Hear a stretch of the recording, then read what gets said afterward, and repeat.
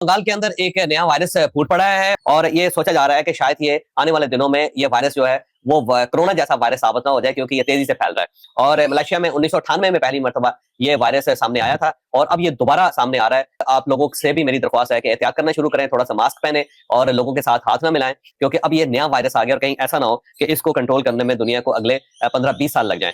ये वायरस, इसका नाम नीपा वायरस है।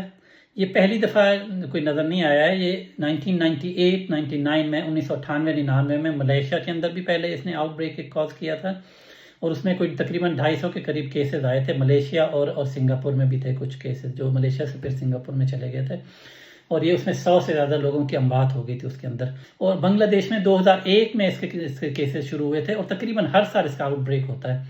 इसकी अलामात में सर दर्द, उल्टी, बुखार, ज़ुकाम जैसी अलामात, गला ख़राब होना और बहुत शदीद जब ये बीमारी फैलती है तो ये दिमाग तक भी पहुंच जाती है और जब ये दिमाग को अफेक्ट करती है तो उसको एनसेफेलाइटिस कहा जाता है, जो कि दिमाग की झिल्ली होती है उसकी इन्फेक्शन होती है, उसको एनसेफेलाइटिस कहते हैं और वो बहुत सीवियर कंडीशन होती है।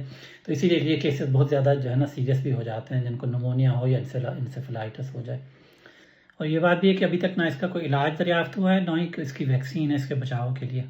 तो ये वायरस ख़तरनाक तो है इस लिहाज से कि इसकी जो मोर्टेलिटी है, जिसको हम आमतौर पे शरह अमवात कहते हैं, वो कोई 40 से 75% है। 40 to 75% इसकी जो है ना वो मोर्टेलिटी रेट है, जो कि वाकई ख़तरनाक है।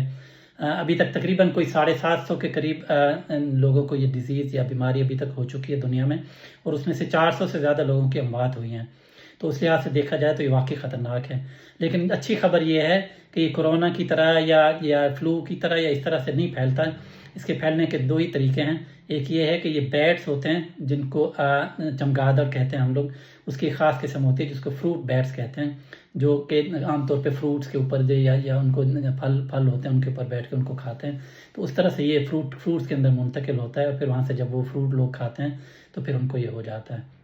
लेकिन ये इंसानों से इंसानों के अंदर मुंतकिल होना जो है ना ये मुश्किल काम है, होता तो है, लेकिन ये बहुत ही करीबी कांटेक्ट अगर हो, फैमिली कांटेक्ट्स हों या कोई केयर वर्कर्स होते हैं जो मरीज़ों का ख्याल रख रहे होते हैं।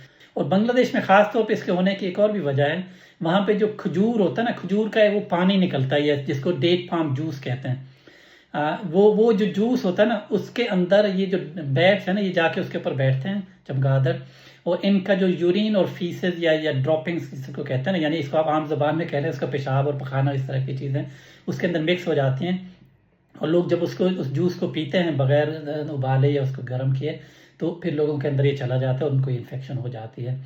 अब ये घबराने की ज़रूरत है या नहीं है, आप इस तरह इसकी मिसाल ले सकते हैं कि अगर मैं आपसे कहूँ ना कि कुत्ता ज़्यादा ख़तरनाक है या शेर, तो आप कहेंगे शेर ज़्यादा ख़तरनाक है। तो क्या हमें शेर से घबराने की ज़रूरत है ज़्यादा या कुत्ते से घबराने की ज़रूरत है? तो शेर से इसलिए घबराने की हमें ज़रूरत नहीं है क्योंकि शेर हमारे घर के करीब नहीं है, या तो वो चिड़ियाघर के अंदर है या किसी जंगल के अंदर है, तो अब मुझे क्या ज़रूरत है उससे घबराने की। इसी तरह से ये एक लोकल बीमारी है। ये ज़्यादातर जो है ना वो साउथ ईस्ट एशिया के अंदर पहले जितने भी केसेस आए ना, जो मलेशिया में तो पहले आ गए थे, सिंगापुर में भी, लेकिन उसके बाद ज़्यादातर ये इंडिया में, बांग्लादेश में यहाँ पे केसेस आए हैं। ये जो केसेस अब इंडिया के अंदर आए हैं, बंगाल के अंदर, तो वो 2 केसेस हैं तकरीबन, लेकिन अभी तक ये पाकिस्तान के अंदर कोई केसेस नहीं आया, या ये जैसे बरतानिया में मैं हूँ यहाँ पे भी कोई ऐसे केसेस नहीं आए हुए हैं।